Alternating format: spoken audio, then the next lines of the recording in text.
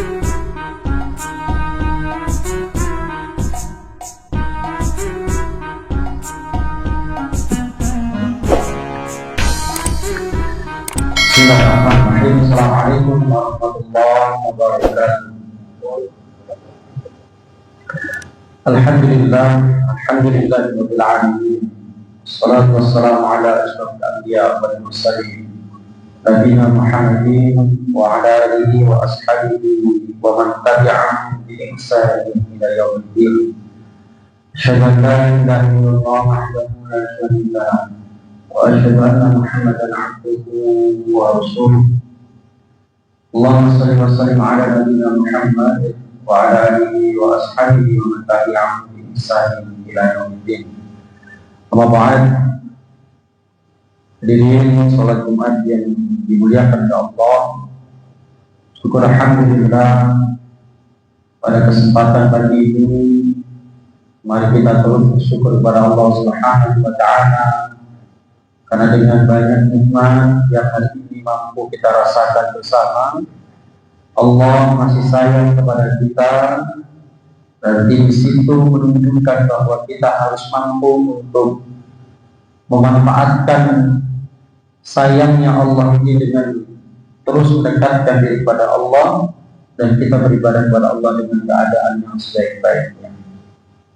Bapak Ibu yang dimuliakan oleh Allah, di dalam kehidupan kita ini sering kemudian harapan untuk menjalani kehidupan di dunia ini dengan ketenangan jiwa. Kalau hati kita itu tenang, diri kita itu tenang, diri kita itu merasakan pokoknya dunia ini indah di dalam kehidupan. Maka kalau sudah tenang itu enak, Bapak Ibu. Contoh kalau kita itu ngimami tenang, itu enggak lari. Contoh kalau kita itu hidup di mana-mana kita jalan karena tenang, enggak ada masalah, maka akan mampu merasakan itu.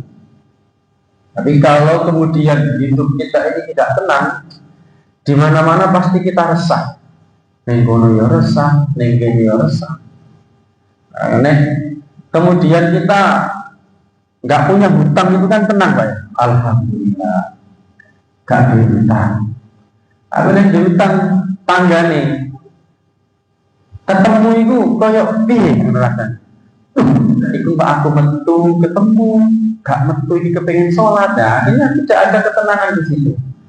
Maka ketenangan hati ini perlu kemudian harus kita siapkan bagaimana agar diri kita itu bisa lebih khusyuk di dalam kita beribadah kepada Allah.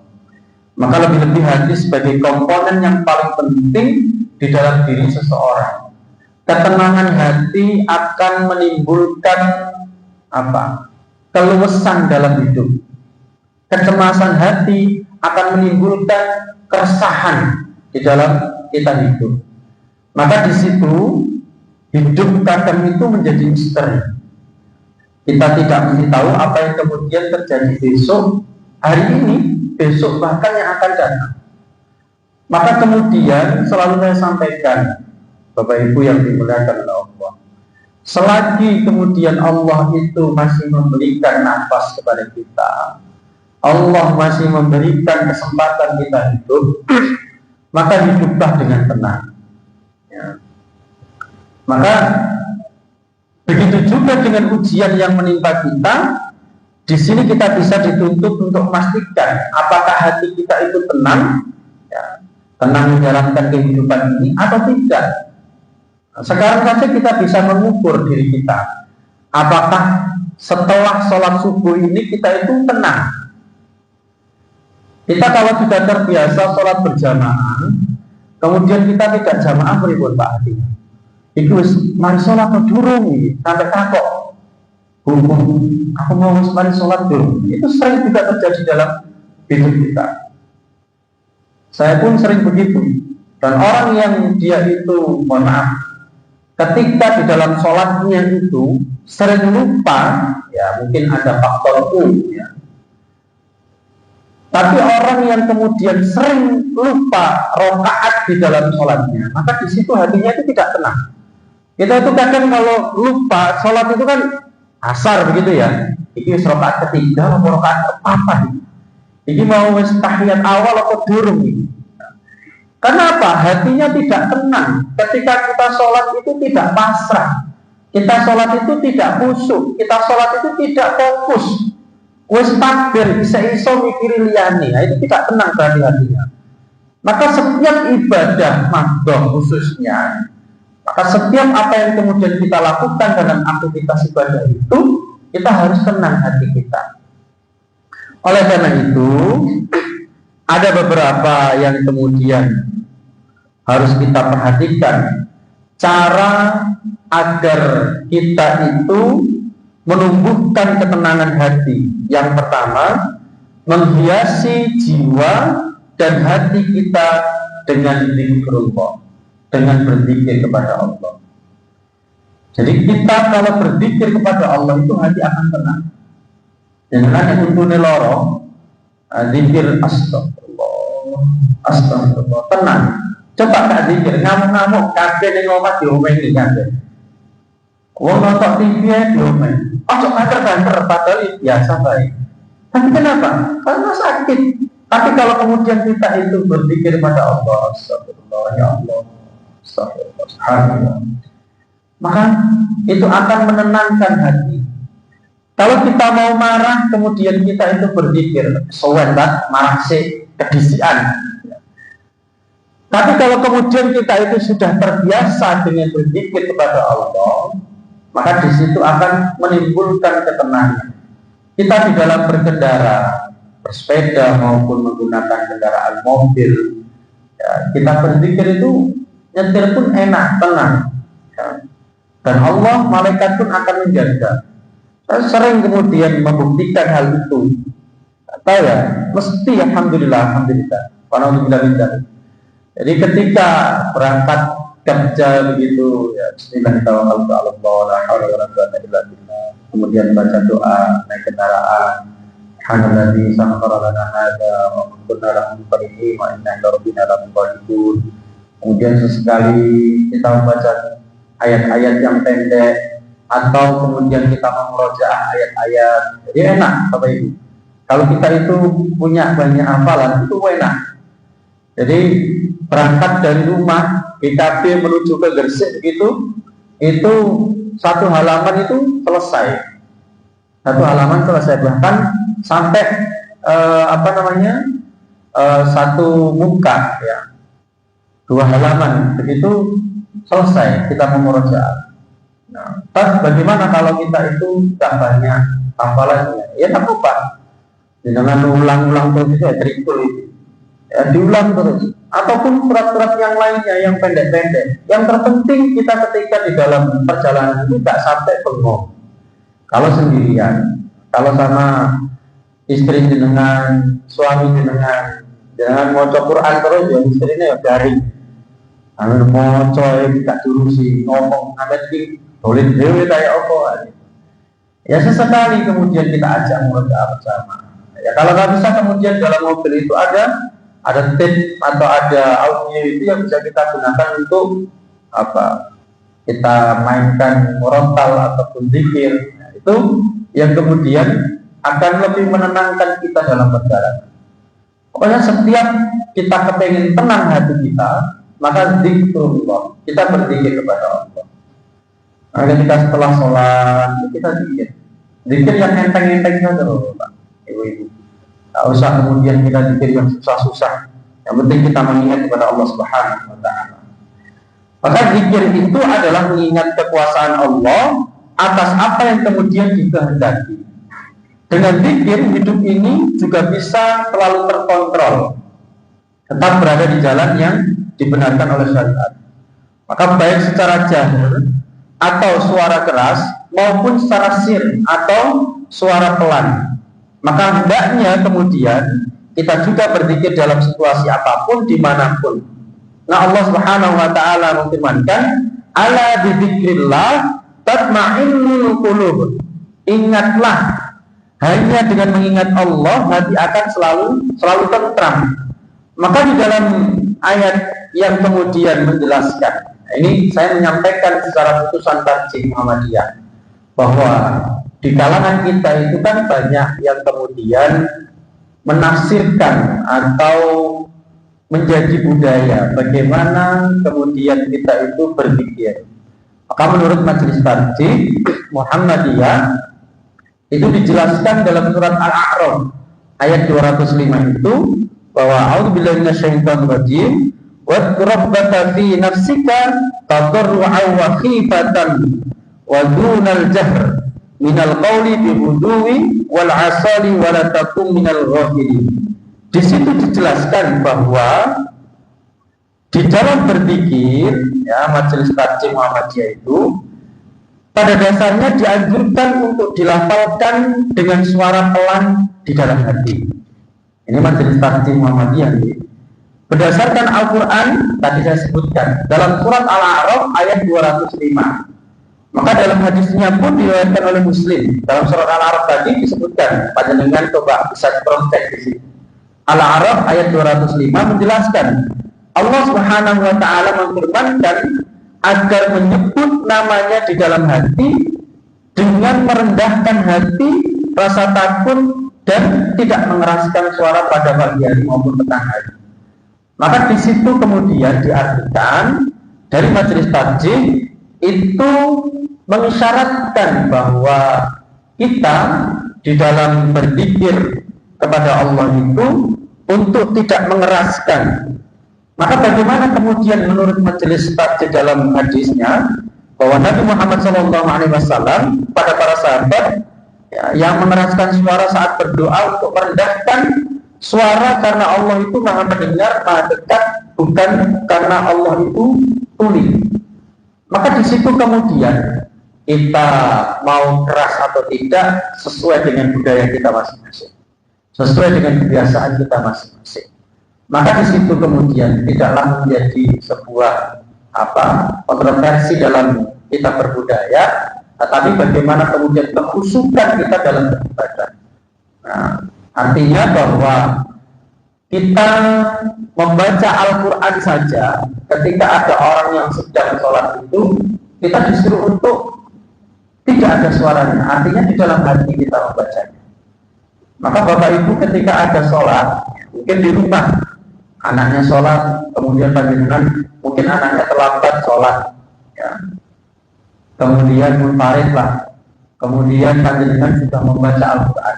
Ketika melihat seseorang itu sholat, maka kita disuruh untuk mensirkan, untuk pelan di dalam membaca Al-Quran.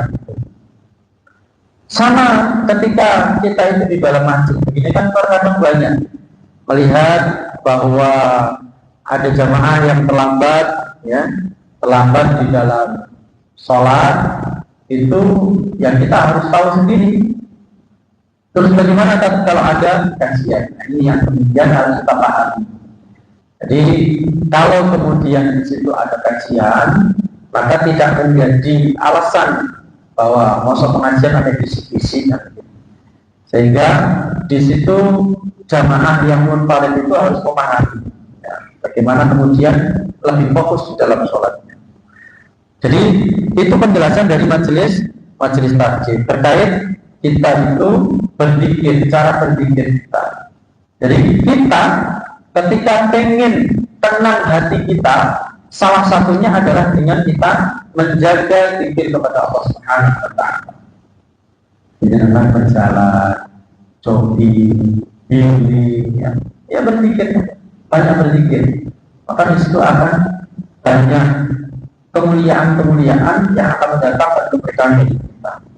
Bapak Ibu yang dimuliakan oleh Allah, hal lain yang bisa memberikan ketenangan hati kepada kita, ikhtiar untuk selalu memperdalam ilmu Allah.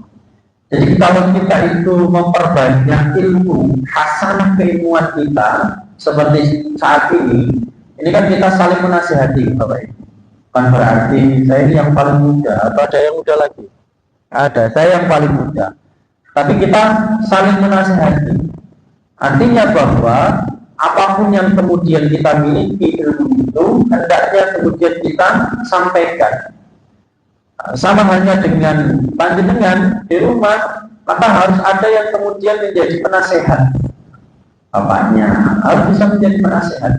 Maka sebelum menjadi penasehat itu harus baik dulu. Karena yai, ustadz, khotib, imam itu ya kadang beban mental. Artinya beban mental itu harus memperbaiki dirinya terlebih dahulu sebelum kemudian kita itu menyampaikan apa yang kita sampaikan. Jadi ikhtiar untuk selalu memperdalam ilmu Allah. Maka di situ terbesit oleh kita bahwa kadang kita kian lapang dan lebih tenang saat mendapatkan pencerahan. Kita setiap kali kajian itu kan pasti diingatkan. Ternyata ini. Jadi kita itu sebenarnya sudah mengetahui ilmunya, akan tetapi terkadang diri kita itu lupa. Maka itulah yang disebut dengan iman. Iman seseorang itu kayak naik ke puncak gunung, kadang mundur, kadang naik. Maka kita hari ini, ya alhamdulillah, kalau di Al-Aqsa ini setiap 1 minggu itu hampir 3 kali ya, 4 ya, 3 kali ada kajian, 4 kali kalau sama semata. Nanti kalau belum lagi kalau ada kajian nanti banyak. Maka kita sebagai seorang muslim, ketika ada kajian perbanyak kita untuk hadir. Kenapa? Karena dengan kajian-kajian itu, nasihat-nasihat itu akan muncul, dan disitulah akan menjadikan keimanan kita itu meningkat. Nah, panjenengan kalau habis mendapatkan nasihat begini itu kan ingat, jadi kok pasti, insya Allah ya. Dengan ketika nanti naik sepeda tinggi, saat dulunya naik sepeda kok tinggi. Nah, teko ini lah, kata dari nanti kita tutup ini nanti akan bertinggi. Nah, itu berarti ilmunya masuk. Maka ikhtiar untuk selalu memperdalam ilmu Allah ini sangat penting. Wa alaisa lil insani illa ma sa'a. Dan bahwasanya seseorang itu manusia tidaklah memperoleh selain apa yang kemudian diusahakan. Jadi kita tidak akan mampu menjadi pribadi yang baik selama kita itu tidak mau memperbaiki diri kita. Kita mau sholat berjamaah itu kan harus dipaksa. Siapa yang memaksa? Nek anak cilik, nek anaknya pasti wong tua nih. Dan wong tua nih siapa sih maksa? Nggak ada. Maka diri kita yang akan mampu memaksa. Kita pasti akan melawan di pagi hari untuk bangun sholat subuh. Siapa yang memaksa? Diri kita sendiri. Maka paksaan itu diniatkan bagaimana kemudian kita mau memperbaiki kualitas diri kita. Jadi kalau panjenengan mau merubah sesuatu dalam diri kita, maka rubahlah dari ikhtiar kita. Jadi kalau kita tidak mau mengikhtiarkan untuk berubah, ya kita tidak akan pernah bisa berubah. Panjenengan yang mungkin dulu rokokan, sekarang nggak rokokan, bagaimana ikhtiarnya? Ya merubah dirinya sendiri. Ya mungkin ada faktor-faktor pendukung eksternalnya. Tapi utamanya kalau kita tidak mampu untuk memperbaiki diri sendiri, ya tidak akan bisa. Panjenengan pun, kita coba lihat 1 tahun, 2 tahun yang lalu, apakah kita mampu untuk istiqomah dalam sholat subuh itu? Nah, sekarang kita bisa istiqomah. Apa yang menjadi penyemangat kita istiqomah? Karena diri kita kepingin menjadi lebih baik, kepingin memperbaiki kualitas kita ibadah kepada Allah Subhanahu wa Ta'ala. Wa anna sa'yahu sawfa yura, dan bahwasanya usaha itu akan diperlihatkan. Semua apa yang kemudian kita usahakan, Allah itu akan memperlihatkan. Panjenengan punya niatan tadi untuk sholat subuh ternyata bablas, ya, karena piala dunia. Ya wis, niatnya sudah dihitung sama Allah. Meskipun kemudian kita itu bablas sholatnya, artinya kesiangan. Tapi niat itu penting, kembali lagi. Usaha itu pasti akan dilihat di dalam Islam. Maka panjenengan, ya kalau melihat piala dunia saja mampu, maka sholat 2 rakaat sebelum subuh itu harus juga mampu. Jenengan niat Ronaldo pulang kampung misalnya. Jenengan sudah diniatkan nanti akan lihat Prancis melawan apa Pak? Kalau survei mengikuti. Ya. Kemudian Argentina melawan Inggris. itu diniatkan untuk bisa melihat.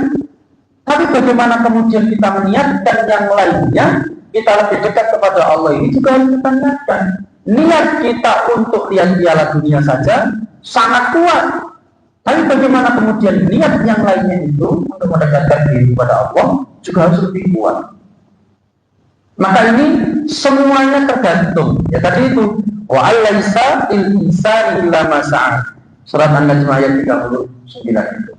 Nah, jadi tiga hal itu, optimis, ikhtiar, tawakal. Jadi kita optimis bisa bangun pagi, kita optimis untuk bisa sholat subuh berjamaah, kita optimis untuk bisa sholat 2 rakaat sebelum adzan subuh. Maka itu optimis, niat kita. Nah, ikhtiarnya bagaimana? Ya bangun. Nah, padahal optimis tapi nggak bangun ya sama saja. Ya, kemudian kita bertawakal kepada Allah. Makanya setiap mau tidur kita berdoa. Ya sebelum menjenengan jadi kalau tidur itu, mohon maaf Bapak Ibu, kalau tidur itu jangan tersek langsung dulu. Ya tak bantal, tak boleh, kasur langsung belum tidur. Nah itu yang harus kita rubah. Hingga ketika kita mau tidur ya kita usahakan untuk berwudu terlebih dahulu. Kita doa, kemudian kita minta kepada Allah agar kita itu bisa bangun dan menjalankan kebaikan-kebaikan dikala orang itu belum bangun. Jadi ini niatan yang kemudian harus kita biasakan. Bapak Ibu yang dimuliakan oleh Allah, maka ayat selanjutnya ayat 41, tsumma yujzahul jazaa'al awfa. Jadi kemudian akan diberi balasan kepadanya dengan balasan yang paling sempurna. Apapun yang kemudian kita lakukan di dunia ini, selama niatannya itu adalah untuk mendapatkan ridha dari Allah, maka Allah akan membalas dengan balasan yang paling sempurna. Wa anna ila rabbika muntaha. Bahwa di situ Allah menegaskan di dalam diri kita bahwa disitulah Allah akan menetapkan bagaimana kemudian dari ikhtiar-ikhtiar kita. Jadi berzikir, kemudian kita terus menambah hasanah keilmuan, itu akan mampu menenangkan diri kita. Jadi kalau kita itu banyak nasihat, banyak mengikuti kajian-kajian, maka di situ akan menimbulkan semangat kita untuk beribadah kepada Allah. Dan kalau kita sudah dekat kepada Allah, maka hati itu akan tenang, jiwa kita itu akan tenang. Maka di situ berjamaah juga dengan Allah, kita seharusnya kemudian menerapkan apa yang kemudian menjadi resep ini agar hidup kita itu lebih tenang. Dan yang terakhir, yang ketiga, selalu memberikan pertolongan kepada sesama. Ini kalau saya jelaskan hadisnya agak panjang. Ini sudah setengah jam lagi, jam 6 nanti terlambat semua ini nanti kerjanya Bapak Ibu. Okay? Jadi insya Allah akan kita lanjutkan untuk Selasa yang akan datang. Insya Allah, semoga Allah kemudian memberikan kesempatan kita untuk selalu istiqomah di dalam kita menjalankan kebaikan-kebaikan di jalan Allah, dan kita semuanya nantinya dikumpulkan oleh Allah Subhanahu wa taala di surga Allah Subhanahu wa taala. Aku lupa dengan Assalamualaikum warahmatullahi wabarakatuh.